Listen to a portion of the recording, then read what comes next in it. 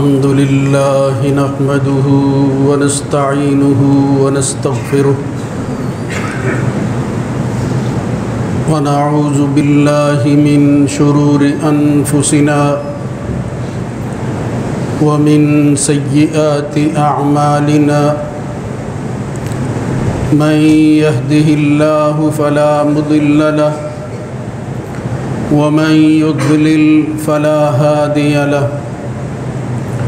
وأشهد أن لا إله إلا الله وحده لا شريك له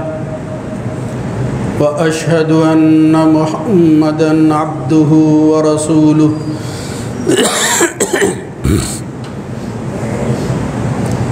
اللهم صل على محمد وعلى آل محمد كما صليت على إبراهيم وعلى آل إبراهيم في العالمين إنك حميد مجيد اللهم بارك على محمد وعلى آل محمد كما باركت على إبراهيم وعلى آل إبراهيم في العالمين إنك حميد مجيد أما بعد فإن خير الحديث كتاب الله وخير الهدى هدى محمد صلى الله عليه وآله وسلم وشر الأمور محدثاتها وكل محدثة بدعة وكل بدعة ضلالة وكل ضلالة في النار رب أعوذ بك من همزات الشياطين من همزه ونفخه ونفثه يا أيها الذين آمنوا اتقوا الله حق تقاته ولا تموتن إلا وأنتم مسلمون يا أيها الناس اتقوا ربكم الذي خلقكم من نفس واحدة وخلق منها زوجها وبث منهما رجالا كثيرا ونساء واتقوا الله الذي تساءلون به والأرحام إن الله كان عليكم رقيبا يا أيها الذين آمنوا اتقوا الله وقولوا قولا سديدا يصلح لكم أعمالكم ويغفر لكم ذنوبكم ومن يطع الله ورسوله فقد فاز فوزا عظيما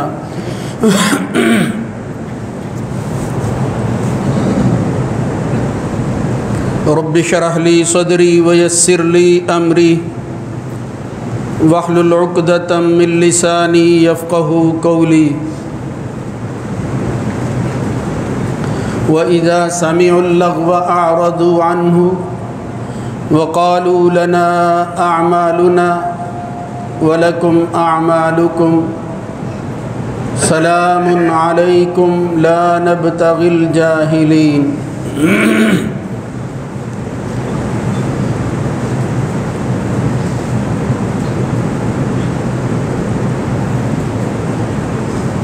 اور جب وہ کوئی بیہودہ بات سنتے ہیں، لغو کلام سنتے ہیں تو اس سے منہ پھیر لیتے ہیں اور کہتے ہیں ہمارے لیے ہمارے اعمال اور تمہارے لیے تمہارے اعمال ہیں، سلام ہو تم پر، ہم جاہلوں کا راستہ اختیار کرنے والے نہیں ہیں۔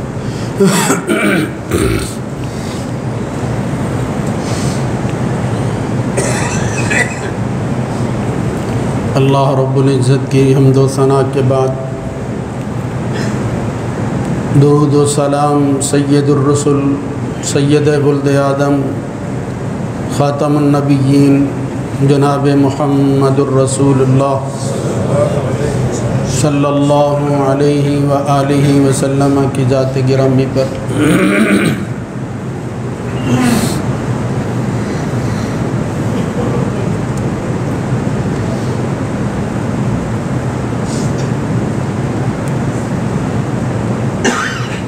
نیکی اور بدی کے حوالہ سے قرآن و سنت میں جو تفصیلات آتی ہیں ان سے پتہ چلتا ہے کہ فطری طور پر جس چیز کی طرف بندے کا رجحان ہوتا ہے اس فطرت کے مطابق ہی اللہ تعالیٰ نے اپنے احکامات کو مرتب کر کے انسانوں کے سامنے رکھا۔ فطرت کی مخالفت نہیں ہے، مگر فطرت وہ جو اللہ کی پیدا کردہ ہے۔ فطرت اللہ التی فطر الناس علیہا، اللہ نے خود ہی یہ فیصلہ کر دیا کہ بندے کو فطرت بنانے کی ضرورت نہیں، یہ اللہ کے اختیار میں ہے۔ اللہ نے اسی پر انسانوں کو پیدا کیا ہے، لا تبدیل لخلق اللہ، اور اسی پر ہر پیدا ہونے والا پیدا ہوتا رہے گا۔ ذالک الدین القیم ولکن اکثر الناس لا یعلمون، یہ جو اپنی طرف سے فطرت کی تشریحات کر کے غیر فطری چیزوں کو فطرت بنانے کی کوشش کرتے ہیں، یہ ان کی خود ساختہ کوشش اور محنت ہے، اور یہ دین جو دین قیم کے نام سے نازل کیا گیا ہے اس کا حصہ نہیں، یہ ان کی خواہشات ہیں۔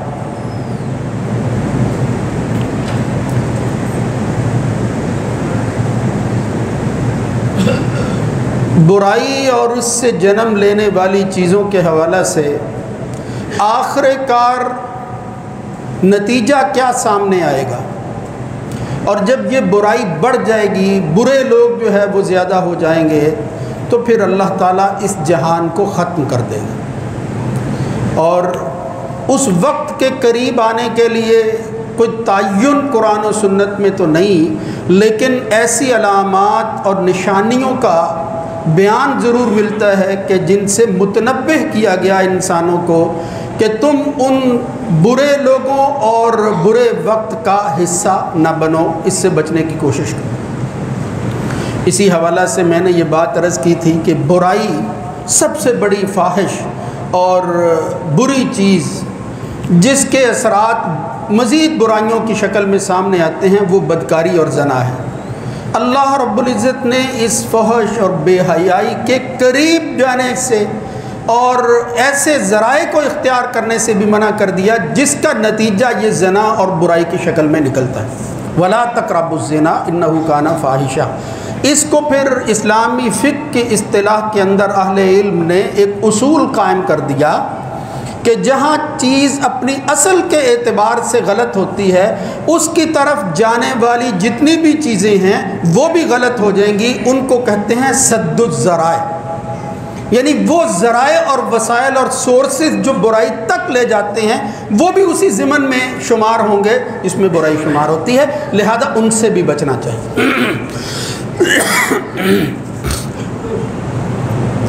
اسی حوالہ سے جب خاص طور پر نبی کریم صلی اللہ علیہ وسلم کی پیشن گوئیوں کو ہم پڑھتے ہیں تو ان سے معلوم ہوتا ہے کہ جب اس طرح کا ماحول بن جاتا ہے جس میں برائی نہیں رہتی، یا جو لوگ اس میں اس حد تک آگے چلے جاتے ہیں ان کو وہ چیز پھر بری نظر نہیں آتی،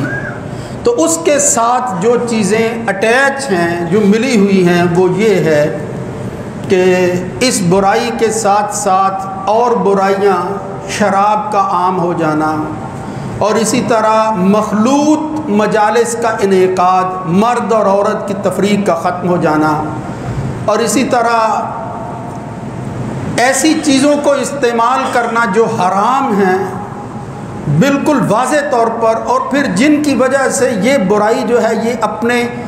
عین شباب پر اور اپنے جوبن پر جو ہے وہ آ جاتی ہے، ان کو بھی حرام قرار دیا گیا ہے۔ ان میں سے ایک چیز ہے غنا، یعنی شراب و کباب کی محفل کے اندر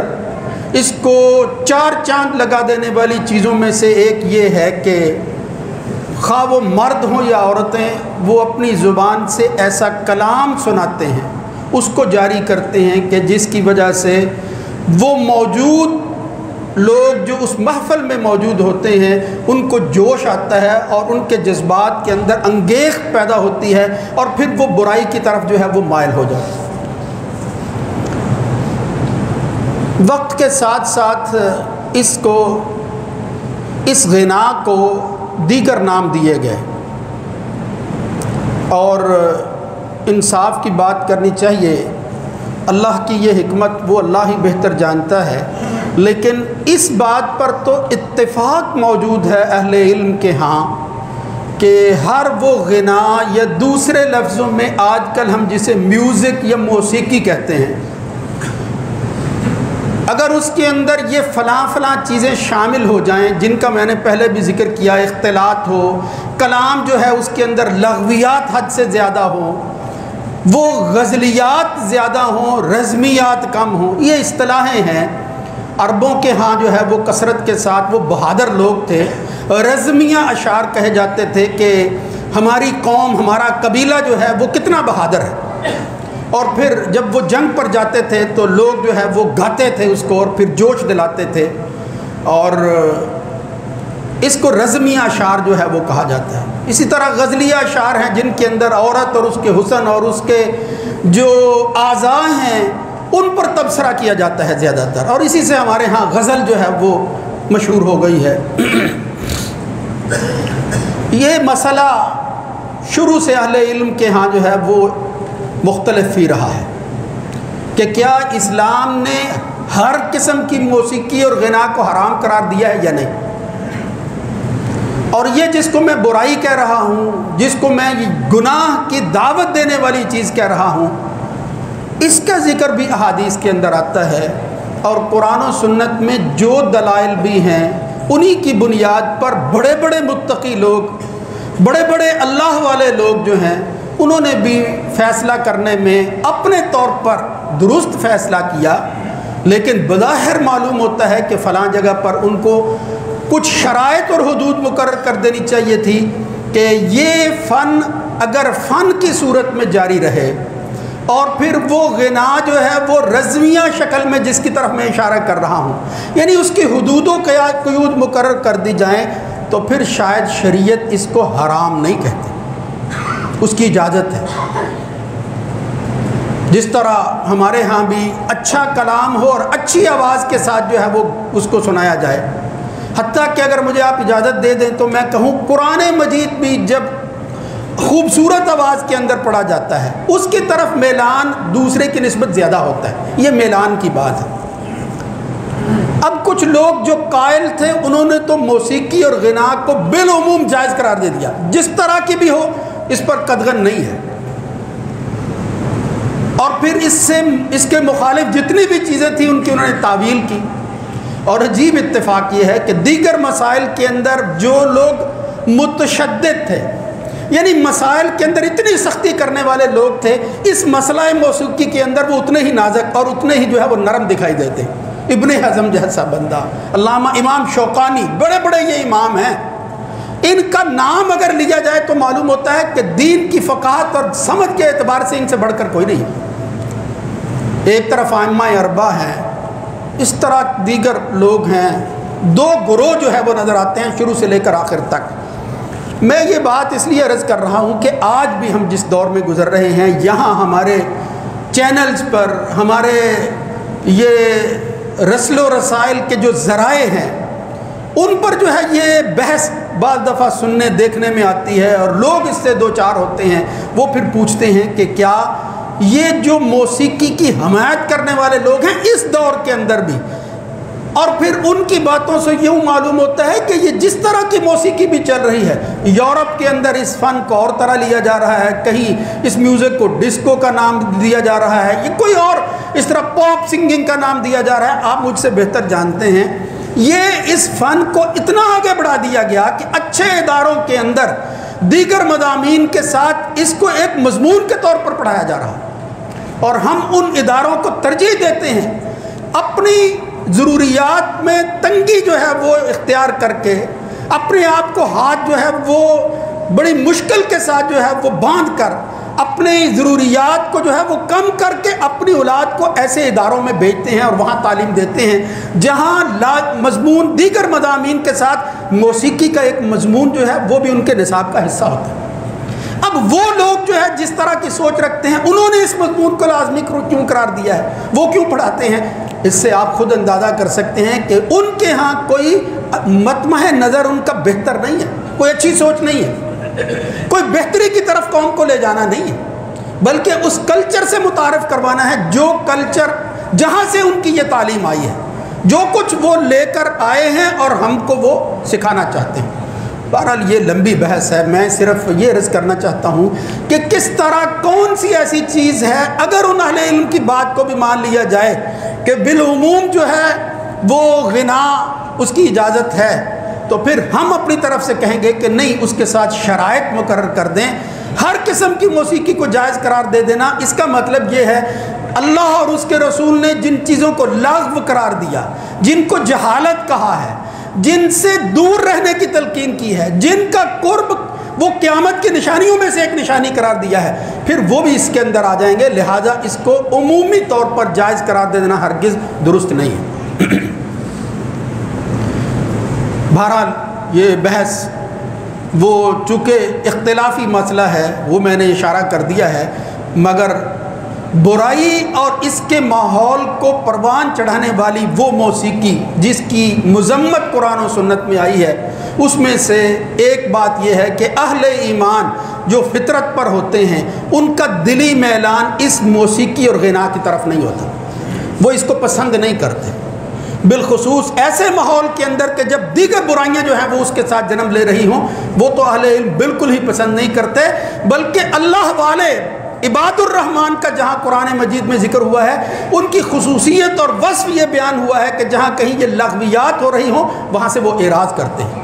والذین لا یشہدون الزور وإذا مروا باللغو مروا کراما، جب یہ لغویات جو ہے وہ سنتے ہیں وہاں سے وہ گزر جاتے ہیں، آگے بڑھ جاتے ہیں، ان کو وہ چیز اچھی نہیں لگتی۔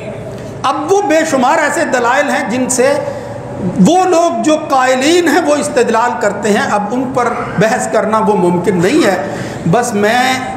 وہ چیز جو ہمارے ہاں بھی مروج ہو گئی ہے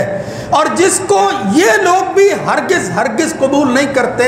کہ بے حیائی، فحاشی، برائی جہاں سے جنم لے رہی ہو وہ معاملہ خواہ اس کے متعلق بطور نص اور لفظ کے کوئی چیز موجود نہ ہو وہ کبھی بھی جائز نہیں ہو سکتی، اس کو کوئی بھی جائز قرار نہیں دیتا۔ ائمہ اربعہ ہوں، بڑے بڑے امام ہوں، وہ ہرگز اس کو جائز قرار نہیں دیتے، اور پھر وہ قرآنی آیات اور دیگر احادیث کو منطبق کرتے ہیں کہ اللہ رب العزت نے کہیں قرآن مجید میں یہ بات فرمائی وَمِنَ النَّاسِ مَن يَشْتَرِي لَهْوَ الْحَدِيثِ لِيُضِلَّ عَن سَبِيلِ اللَّهِ بِغَيْرِ عِلْمٍ وَيَتَّخِذَهَا هُزُوًا أُولَٰئِكَ لَهُمْ عَذَابٌ مُّهِينٌ۔ لوگوں میں سے بعض ایسے لوگ بھی ہیں، وہ گروہ بھی موجود ہے جو پیسے خرچ کر کے خریدتے ہیں لہو الحدیث،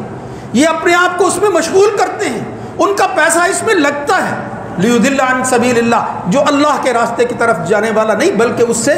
دور لے جانے والا ہے، گمراہی کی طرف لے جانے والا راستہ ہے، جس کو یہ لوگ پیسے استعمال کر کے جو ہے وہ خریدنے کی کوشش کرتے ہیں۔ وَيَتَّخِذَهَا هُزُوًا، اور پھر اللہ کی نشانیاں اور آیات کو مذاق کا نشانہ بنا دیتے ہیں۔ أُولَٰئِكَ لَهُمْ عَذَابٌ مُّهِينٌ، بالکل ایسا ہی ہوتا ہے، یہ لوگ جو ہے یہ مدہوش ہو کر ایسی کلام جو ہے وہ زبان سے جاری کرتے ہیں کہ جس میں قرآنی آیات کی توہین تک جو ہے وہ نظر آتی ہے۔ بعض دفعہ اس طرح کا غنا، اس طرح کی موسیقی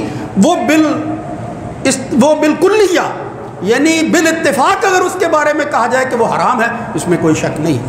تو یہ جو آیت ہے اس پہ بھی معلوم ہوتا ہے لہو الحدیث خریدنا یہ مسلمانوں مومنوں کی نشانی نہیں ہے، وہ گمراہ کرنے والے اور خود گمراہی پر رہنے والوں کی نشانی ہے۔ اولئک لہم عذاب مہین، ان کے لیے تو دردناک اور رسواکن عذاب اللہ نے تیار کر رکھا۔ اہل ایمان کے بارے میں اللہ نے کیا کہا ہے؟ وَإِذَا سَمِعُوا اللَّغْوَ أَعْرَضُوا عَنْهُ، وہ تو اعراض کرتے ہیں، منہ پھیر لیتے ہیں۔ جناب عبداللہ ابن عمر رضی اللہ تعالیٰ عنہ کے بارے میں جس طرح ایک حدیث آتی ہے ابو داؤد میں کہ انہوں نے کہیں موسیقی اور غنا کی آواز سنی تو اپنی کانوں میں انگلیاں ٹھونس لی اور اپنے شاگرد نافع سے دور جا کر کہا کہ کیا وہ آواز جس کی وجہ سے میں نے کانوں میں انگلیاں ٹھونسی ہیں وہ اب بھی آ رہی ہے؟ جب انہوں نے کہا نہیں تو اس وقت انگلیاں نکال کر کہا میں نے یہی عمل کرتے ہوئے محمد الرسول اللہ صلی اللہ علیہ وسلم، آپ اس طرح کی چیز کو ہرگز پسند نہیں کرتے تھے، باوجود اس کے کہ بعض بچیاں عید کے موقع پر، بعض شادی بیاہ کے موقع پر وہ جو ہے وہ اس طرح کے کلمات زبان سے ادا کرتی، وہ غنا کی شکل کے اندر وہ سناتی تھی گھر کے اندر رہ کر، یعنی وہاں کوئی فحاشی نہیں ہوتی تھی، وہ ساری حدودوں کے جو شریعت نے جو ہے وہ لگائی ہیں ان کے تحت اس معاشرے کا حصہ تھے، بالخصوص انصار اس کو بہت زیادہ پسند کرتے۔ نبی کریم صلی اللہ علیہ وسلم، ایک بخاری مسلم میں روایت آتی ہے کہ ایک خاتون کی شادی انصاری کسی کے ساتھ ہوئی تو رسول اللہ صلی اللہ علیہ وسلم نے تو یہاں تک کہا کہ کیا آپ نے کوئی گانے والا اس کے ساتھ بھیجا ہے؟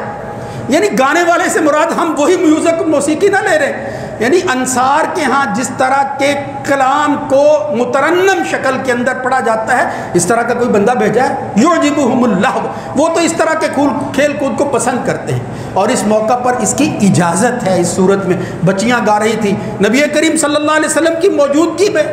اللہ کے رسول کے گھر کے اندر بچیاں گا رہی تھی، جناب ابوبکر صدیق آئے اور فرمایا اللہ کے رسول کا گھر ہو اور مزمار الشیطان جو ہے وہ گایا جا رہا ہو، تو جناب رسول اللہ صلی اللہ علیہ وسلم جو لیٹے ہوئے تھے آپ متوجہ ہوئے اور آپ نے کہا دعہما یا ابا بکر، ابو بکر چھوڑ دو اس کو، یہ بچیاں ہیں، اور لکل قوم عید وہذا عیدنا، ہر قوم کی عید ہوتی ہے، خوشی کا موقع ہوتا ہے، آج ہمارے لیے یہ عید کا موقع ہے، ہماری بچیاں ہیں چھوٹی، وہ اپنا جو ہے وہ ذوق پورا کر رہی ہیں، اور پھر اللہ کے رسول کی موجودگی میں کوئی ایسی کلام نہیں تھی، بلکہ ایک اور روایت بخاری مسلم میں ہی آتی ہے، نبی کریم صلی اللہ علیہ وسلم تشریف لائے، وہ حضرت ربیع بنت معوذ بن افراء کہتے ہیں کہ میری شادی کا موقع تھا، اور بھی جو ہے وہ روایتیں آتی ہیں جس میں بچیاں جو ہیں وہ کہتی ہیں کہ اپنے آبا کی وہی رزمیہ کلام، ان کی بہادری کے واقعات جو ہے وہ شعروں میں بیان کر رہی تھی، من قتل یوم بدر من آبائی یوم بدر، اب میرے آبا و اجداد میں جو بدر کے دن جو ہے وہ شہید ہوئے ان کا تذکرہ کر رہے تھے، اور رسول اللہ صلی اللہ علیہ وسلم کے آنے پر ایک بچی کہنے لگی گاتے ہوئے وفینا نبی یعلم ما فی غدی، اور ہمارے اندر تو ایک ایسا نبی اللہ نے مبعوث کر دیا ہے جو کل کی بات کو بھی جانتا ہے۔ نبی کریم صلی اللہ علیہ وسلم نے جب یہ بات سنی تو روک دیا، فرمایا نہیں نہیں قولی بالذی کنتی تقولین، یہ بات درست نہیں ہے کہ میں کل کی بات کو جانتا ہوں، حد کے اندر رہو، کسی کی شان کے اندر بھی جو بات کہنی ہے وہ درست کہنی چاہیے، کلام کے اندر کسی ایسے مترنم آواز کے اندر جو بات آپ دوسروں تک پہنچا رہے ہیں اس کے اندر بھی جھوٹ شامل نہیں ہونا چاہیے، والذین لا یشہدون الزور واذا مروا باللغو مروا کراما، اس کی احتیاط جو ہے وہ بہرحال کرنی چاہیے۔ تو یہ دونوں پہلو میں اسی حوالہ سے آپ حضرات کے گوش گزار کر رہا ہوں کہ اتنی سختی جس میں یہ علامت سمجھی جاتی ہے کہ شادی کا بھی موقع ہو، گھر کے اندر بھی ہو، دفن ماں کی کوئی چیزیں ہوں، یعنی ڈھولکی یا اوزار بھی اس طرح کے ہوں کہ جن سے جو ہے وہ جذبات میں انگیخت پیدا ہوتی ہو، کوئی ایسی چیز بھی نہ ہو، اس کی بھی ہم اجازت نہیں دیتے، اور یہ سمجھا جاتا ہے کہ یہ وہابیوں اور اہل حدیثوں کا گھر ہے، تو یہ کوئی اچھی علامت نہیں ہے۔ بہرحال اس کو اپنی حد کے اندر رکھ کر ایک حد میں جو شریعت ہمیں اجازت دیتی ہے جس حد تک اس کو اختیار کرنا، اور جس کی نفی کرتی ہے اس کی نفی کرنا۔ اس طرح کہ بخاری کے اندر ایک روایت آتی ہے، جو قائلین ہیں وہ کہتے ہیں کہ یہ روایت جو ہے اس کے اندر بھی کلام ہے، بہرحال بخاری کے اندر آتی ہے، وہ کہتے ہیں ایک وقت آئے گا کہ یہ قومیں یہاں تک پہنچ جائیں گی یستحلون الحر والحریرہ، زنا کو حلال سمجھنے لگیں گے، حلال قرار دے دیں گے، ایسی تعویلیں کریں گے، ریشم پہننا شروع کر دیں گے، پھر اس کا نام کوئی اور رکھ دیں گے، اور بعض روایتوں میں آتا ہے کہ وہ شراب پئیں گے یسمونہ بغیر اسمہ، لیکن اس کا نام شراب کی بجائے کوئی اور رکھ دیں گے، ہوگی شراب ہی۔ رسول اللہ صلی اللہ علیہ وسلم نے فرمایا جب یہ حالات پیدا ہو جائیں گے اور پھر وہ لوگ جو ہے ضرورت مند کی ضرورت کی طرف توجہ نہیں کریں گے اور اپنا پیسہ ان واہیات اور لغویات میں خرچ کریں گے، اور وہ فقیر جب ان کے پاس آئے گا پھر اس کو کہیں گے کہ کل آنا، یعنی بہانہ کر دیں گے، فیبیتہم اللہ، پھر اللہ رب العزت جو ہے اس کی ناراضی کی یہ صورت ہوگی کہ ان سب کو اللہ تعالیٰ اگلے دن کے آنے سے پہلے پہلے برباد اور ہلاک کر دے گا۔ وَيَضَعُ الْعَلَمَ، وہ جس پہاڑ پر ہوں گے اللہ تعالیٰ اس کو گرا دے گا۔ اور پھر فرمایا، ایک ترمذی میں روایت آتی ہے، اِنَّ فِي هَذَا سَيَكُونُ فِي هَذِهِ الْأُمَّةِ، یہ ہے وہ چیز جس کو میں کہہ رہا ہوں کہ یہ برائی جب حد سے تجاوز کرتی ہے تو قیامت کی نشانی بن جاتی ہے۔ نبی کریم صلی اللہ علیہ وسلم نے فرمایا میری امت کے اندر جلد ایک وقت آئے گا اسی قوم کے اندر جس کو اللہ تعالیٰ نے محفوظ رکھا ہوا ہے، اس میں مسخ بھی ہوگا، اس میں جو ہے وہ قذف بھی ہوگا، اس میں جو ہے وہ چہروں کو بدلنا بھی ہوگا، اس میں جو ہے وہ خسف بھی ہوگا، یہ زمین میں دنسائے بھی جائیں گے، ان پر آسمان سے پتھروں کی بارش بھی ہوگی۔ ایسا وقت بھی آ جائے گا، جلد ایسا وقت آئے گا۔ نبی کریم صلی اللہ علیہ وسلم نے فرمایا اس وقت پھر کہا، یہ جو بات میں پہلے عرض کر رہا تھا کہ برائی کو وہ نیکی بنا کر یا برائی کی تعویل کر کے اس کو اپنے حق میں استعمال کریں گے اور برائی نہیں رہنے دیں گے، اظہار یوں کریں گے، وہ شراب کا نام کچھ اور رکھ دیں گے، معازف اور یہ جو آلات موسیقی ہیں جو برائی کی طرف لے جاتے ہیں، ان کے نام، ان انسٹرومنٹس کے نام جو ہے وہ اور رکھ دیں گے، جس سے معلوم ہوگا کہ یہ نام قرآن و سنت میں نہیں آیا، لہذا یہ جائز ہے، اور مومن مسلمان کہلانے والے اس کی تعویلیں کریں گے۔ تو یہ دونوں چیزیں،